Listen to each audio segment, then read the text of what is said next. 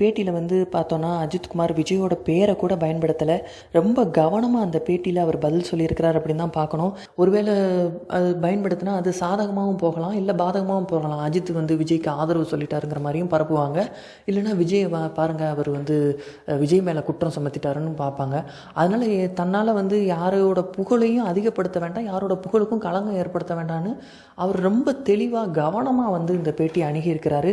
ஆனாலும் கூட இந்த தாவேக்காவுடைய தற்குறிகள் அஜித் வந்து பாருங்கள் எங்களுக்கு ஆதரவாக பேசிட்டாரு, விஜய் மேலே தப்பு இல்லைன்னு சொல்லிட்டாரு. அவர் தப்பு இல்லைன்னு சொல்லலை, விஜய் மட்டுமே காரணம் இல்லை, நாட் ஓன்லி இண்டிவிஜுவல் மிஸ்டேக் அப்படின்னு சொல்கிறார். அதாவது விஜய் மட்டுமே காரணம் இல்லை அப்படின்னா என்ன அர்த்தம்னா விஜயும் காரணம், ஆனால் விஜயோடு சேர்த்து இன்னும் பலர் வந்து காரணம் தண்ணியும் சொல்லிக்கிறார். எல்லாருக்குமே இதில் பொறுப்பு இருக்குது அப்படிங்கிற ஒரு விஷயத்தை தான் பயன்படுத்துகிறார். ஆனால் அந்த புரிதல் கூட இல்லாமல் தாவேக்காவுடைய தற்குறிகள் விஜய் வந்து இது மேலே எந்த தப்பு இல்லைங்கிற மாதிரி அஜித் சொல்லியிருக்கிறாருங்கிற மாதிரி பரப்பிக்கிட்டு இருக்கிறாங்க.